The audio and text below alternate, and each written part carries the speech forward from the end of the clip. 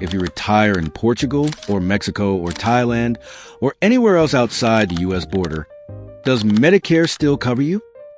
This question got asked so many times, and I finally sat down and dug through the actual rules myself. The short answer is no, almost none of it.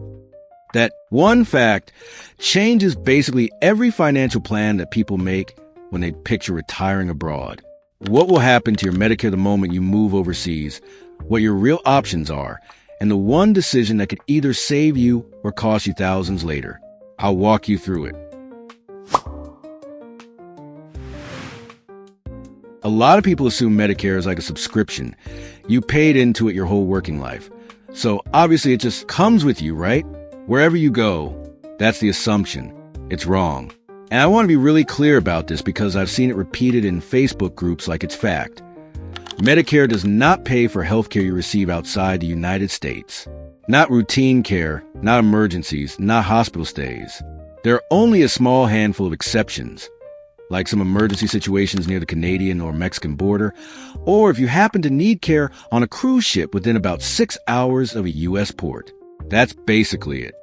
So, if you're planning your retirement abroad around the idea that Medicare has your back if something goes wrong, I really wanted to flag that early, because it changes how you budget, how you pick a country, and how much peace of mind you actually have. Someone said, Medicare works completely fine if you live somewhere like San Diego or El Paso, right on the border. And they're not wrong, but it's not for the reason most people think. And it doesn't mean what you'd assume. If you legally live in the United States and the closest hospital that's actually equipped to treat your condition happens to be across the border in Mexico or Canada, Medicare can cover that hospital stay even if it's not an emergency.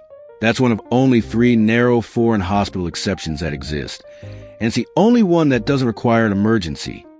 But that exception exists for people who still legally live in the United States. Border towns like San Diego or El Paso, or communities near the Canadian border in Michigan and upstate New York. It's about your legal residence being American and geography just happening to put a foreign hospital closer than a U.S. one. It is not the same as retiring full-time in Mexico, Portugal, or Thailand. The moment you actually relocate and you're no longer a U.S. resident, that exception doesn't apply to you anymore. So the statement was technically correct. It's just describing a narrow border town technicality, not a loophole for full-time expats. So if you're planning to actually live abroad long-term, not just live in a U.S. border town, everything I'm about to cover still applies to you exactly as is. Medicare has a few parts. Part A is your hospital coverage, and it's usually free, so most people just keep it no matter what. Part B is your medical coverage, doctor visits, outpatient care, and that one costs you a monthly premium. Then there's Part C, the private Medicare Advantage plans, and Part D for prescriptions. The part that trips people up the most, and the one we're going to spend the most time on, is Part B, because that's the one where you actually have to make a decision before you move. Let's say you move to Portugal or Panama or wherever, and you think, why would I keep paying for Medicare Part B if I can't even use it there? Makes sense on paper. But here's the catch nobody explains clearly enough. If you drop Part B and later decide to move back to the U.S., even years later, you can get hit with something called the late enrollment penalty. And it's not a one-time fee. It's permanent. Here's how the math works based on what I found researching this. For every full 12-month period you were eligible for Part B but didn't have it, your premium goes up by 10%, and that higher premium follows you for as long as you're on Medicare. Not 1 year, not 5 years, forever. So say you're gone for 10 years and then move back home. You're not just paying that penalty for a year while you catch up. You're paying double the standard premium for the rest of your life on Medicare. That's the trade-off. A lot of retirees decide it's actually cheaper to just keep paying the Part B premium every month, even while living abroad and not using it, purely as insurance against that penalty, in case their plans change. Now, Part A is a different story. Since it's usually free, there's really no reason to drop that one. It's really Part B where you have to sit down and actually think about your specific situation. Are you the type who'll come back to visit for months at a time? Do you think there's a real chance you move back to the US eventually? That should drive the decision, not just, well, I won't use it over there. So if Medicare isn't covering you day-to-day overseas, what do people actually do? From everything I found, it usually comes down to 3 paths. Option 1, buy into the local public healthcare system.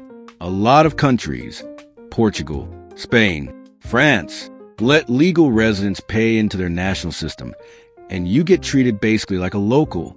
In some places, that's shockingly affordable. Option 2, private international health insurance. Companies built specifically for expats are covering you across multiple countries with access to private hospitals. This tends to be the most flexible option, but also the most expensive, especially once you're past 65. Option 3, and honestly the riskiest, just pay out of pocket as you go. Some retirees do this in countries where healthcare is cheap enough that it doesn't feel worth the insurance premium. I would not recommend this as your only plan, but I found it's more common than you'd think, especially for younger, healthier retirees in their 60s. And a quick note if you're a veteran or a retired federal employee, TRICARE for Life can work alongside Medicare and does cover some overseas care, and some FEHB plans include foreign coverage too. So if that applies to you, that's genuinely worth checking before you assume you're starting from zero. Let's actually put numbers on this, because vague advice isn't useful. Based on the research I pulled together, here's roughly what retirees are paying monthly for healthcare in a few of the most popular destinations, combining local insurance or private international coverage, plus keeping that Part B premium back home. A few patterns jump out here. First, pretty much everywhere is cheaper than a comparable U.S. private plan before Medicare kicks in. Second, the closer you are to the U.S., like Mexico or Panama, the more retirees tend to hang on to that Part B premium, just because trips home are so much easier and more frequent. And third, this number changes fast depending on your age and health history, which brings me to the part almost nobody talks about. Here's something that surprised me digging into this. Most standard expat insurance policies are built for the average younger expat, not specifically for retirees managing chronic conditions. And that matters because the vast majority of people over 65 are managing at least one chronic condition. High blood pressure, diabetes, you name it. So if you're shopping for international coverage, don't just compare price. Ask directly, will the specific condition I be covered? And starting when? Some plans have waiting periods before they'll touch a pre-existing condition. A cheap plan that excludes the one thing you're most likely to need isn't really protecting you. It just feels like it is. Before we wrap up, let me give you the current state of play, because a couple of things have actually shifted just this year. First, the numbers. The standard Part B premium for 2026 is $202.90 a month, about $18 more than last year.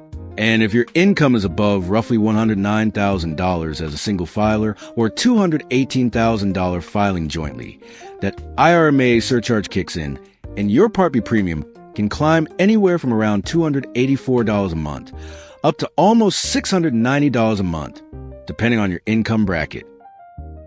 So if you're doing big financial moves before you retire abroad, like selling a house, converting an IRA to a Roth, it's worth knowing that a one-time income spike can bump you into a higher IRMA bracket and quietly raise your Medicare bill the following year.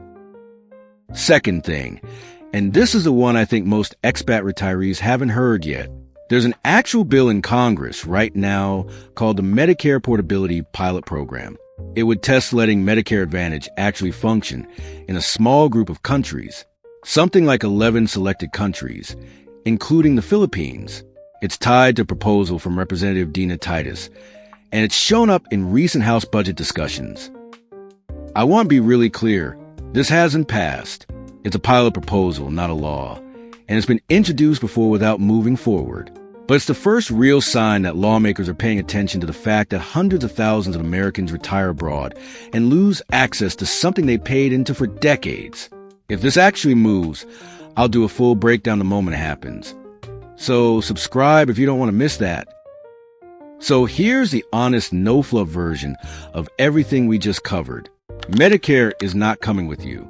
Plan your healthcare abroad like you're starting fresh, because you basically are. Decide deliberately whether to keep Part B based on real math, not a gut feeling. Budget for private or local coverage as a real line item, not an afterthought. And if you have any ongoing health conditions, read the fine print before you fall in love with a country. None of this means retiring abroad is a bad idea. For a lot of people, it's still a massive upgrade in quality of life and cost of living. It just means healthcare needs its own plan, separate from the dream. If this was useful, drop your target country in the comments. I'm genuinely curious where people are headed, and it helps me know what to dig into next.